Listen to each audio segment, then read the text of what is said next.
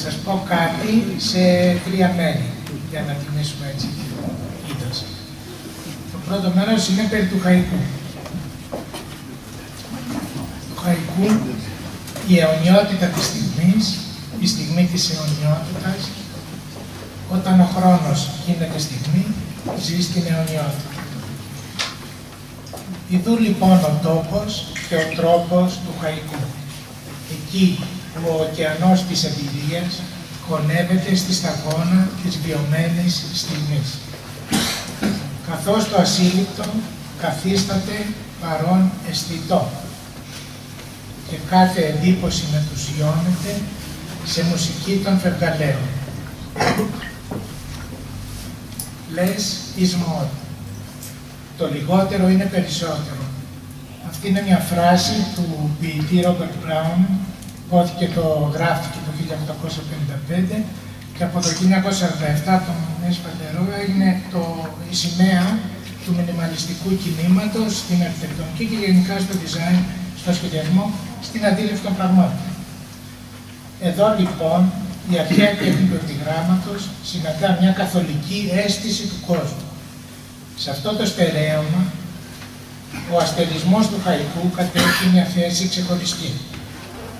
Η τυποποίηση της φόρμας, το εμβληματικό 5-7-5, καθώς και κάποιοι πρόσθετοι κανόνες ή ελευθερίες. Απαλλάσσει την ποίηση από μια σειρά ευκολίες και ξεστρατίσματα, καθώς επιβάλλει και τελικά καθιστά αναγκαία και εφικτή την απόσταξη του καθαρού λόγου που δεν έχει θέση για ξυνήθεια και δόλους, για γλωσσικούς ή σκηνικούς βερμπαλισμούς. Συμπιέζοντας σε ακραίο βαθμό τα άτομα του άνθρακα των λέξεων, μια τέτοια φόρμα μπορεί να γεννήσει διαμάτι. Φυσικά, με την ίδια λογική, το χαϊκού αντιπροσωπεύει και καταληκτικό crash test για κάθε είδους καινολογίες και επιτυχεύσεις που κάνουν τον λόγο κάτω. Υπάρχει μια συζήτηση διεθνώς, ενίοτε δογματική και στήρα, σχετικά με το αν το χαϊκού μπορεί να υπάρξει εκτός της ιαπωνικής νοοτροπίας και γλώσσας. Θέση μου είναι ότι κάθε κουλτούρα και γλώσσα αναπτύσσονται σε ένα ανθρωπολογικό υπόστρωμα ακριβώς ανθρωπίλας. Αυτό είναι κοινό ως προς την αφετηριακή θέση, αυτό το κοινό υπόστρωμα, της αίσθησης. Επίσης, ως προς τον αγώνα για την αναδοχή της αίσθησης από τη γλώσσα και τον λόγο, καθώς και ως προς τους μηχανισμούς που φέρουν αυτές τις διεργασίες. Καθώς και ως προς το κέριο γεγονός ότι πάντοτε κάτι διαφεύγει από κάθε διαδικασία αναπαράστασης, πάντα κάτι λείπει, που ακούσατε και λίγο πριν. Μόνο που αυτό το αναγκαία λανθάνον κάτι μπορεί να λειτουργήσει όπως το χαλικάκι στο όστρακο. Η ενόχληση από την αίσθηση της επαφής του ζωντανού μαζί του ενεργοποιεί τη διαδικασία παραγωγής μαργάρου. Έτσι που η ζωή αγκαλιάζει και το ξένο, το αλότριο που την ξαφνιάζει, την ενοχλεί ή την απειλεί, παράγοντας έργο πολύτιμο, το μαργαριτάρι, που εξυψώνει το κάλος της αίσθησης σε προστασία της ύπαρξης. Το χαϊκού ανοίγει για μια στιγμή τις πύλες της αποκάλυψης ως προς αυτή τη λανθάνουσα πτυχή του κόσμου, που είναι μπροστά στα μάτια μας. Ανοίγει τα βλέφαρα της ψυχής για να τη συναντήσει, ώστε το πνεύμα να βιώσει την πραγματικότητα όσο γίνεται πιο απαλλαγμένη από τα έτοιμα φορέματα, ενσωματώνοντας το απροσδόκητο και το αδιανόητο σε μια αποκαλυπτική στιγμή.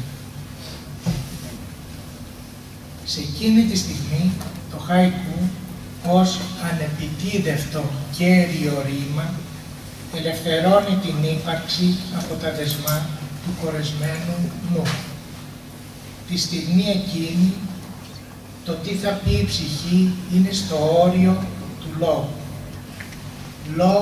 Λόγων πατήσας. Η ψυχή, πατήσας αυτά που θέλω να πω. Η ψυχή στο χαϊκού λέει όχι αυτό που ξέρει, αλλά αυτό που δεν ξέρει. Λέει αυτό που είναι. Αυτό που είναι ο κόσμος, αυτό που είναι η ψυχή και αυτό που είναι η ευδαίμον ύπαρξη ως καρπός της συνάντησης κόσμου και ψυχής με τον τρόπο της βιωμένης αλήθειας. Έτσι πλαταίνει τον κόσμο με ρίσκο και απόλαυση, ώστε να γίνει ο λόγος κοινός, συμμεριστός, με κάθε ψυχή αναγνώστη πλέον, εκείνη η στιγμή, εκείνη η αποκάλυψη, εκείνη η αίσθηση που δεν θα περάσει ποτέ πια, επειδή ήδη πέρασε, άρα υπάρχει. Και το εν το λόγο γόνιμο ίχνος της το πιστοποιεί η ηθική αδεία. Δεύτερο μέρος. Ο Νίκος Νικάριος. Συγχωρήστε με, δεν μπορώ να το πω Νικόλα, εγώ Νίκο το ξέρω. Στην αχανή σταγόνα του χαϊκού βούτυξε, αναλαμβάνοντας την ανάλογη διακινδύνευση, και ο Νίκος Κασιμάνης, ο Νικάριος της καθημάς συντροφιάς.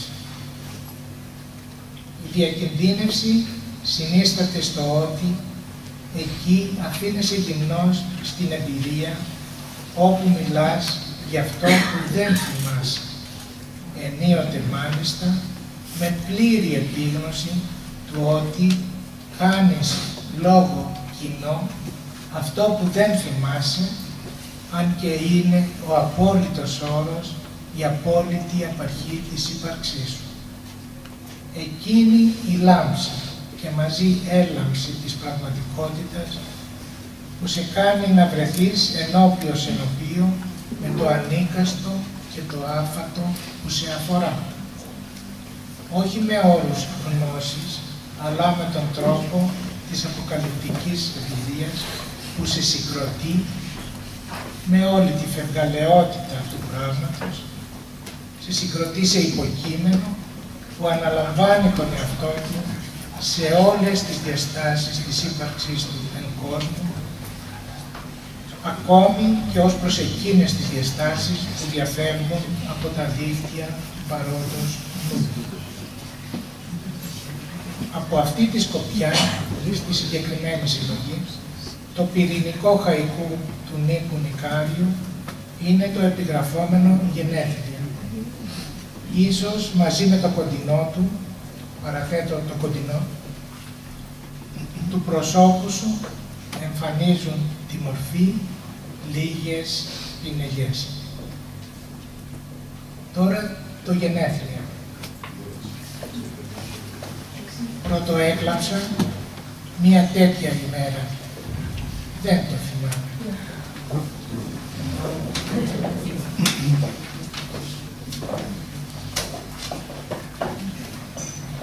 Εδώ ο Νικάριος ο τωρινός εγκολπώνεται τον τοτινό, τον πρώτο Νίκο.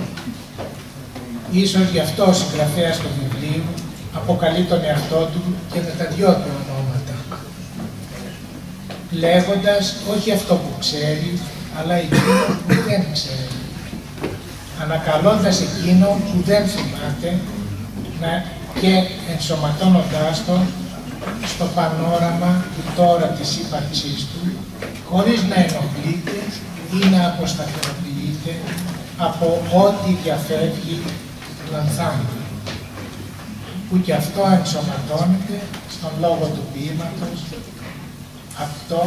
απτά με ρίσκο και απόλυση. Το μέρος οβελήξη.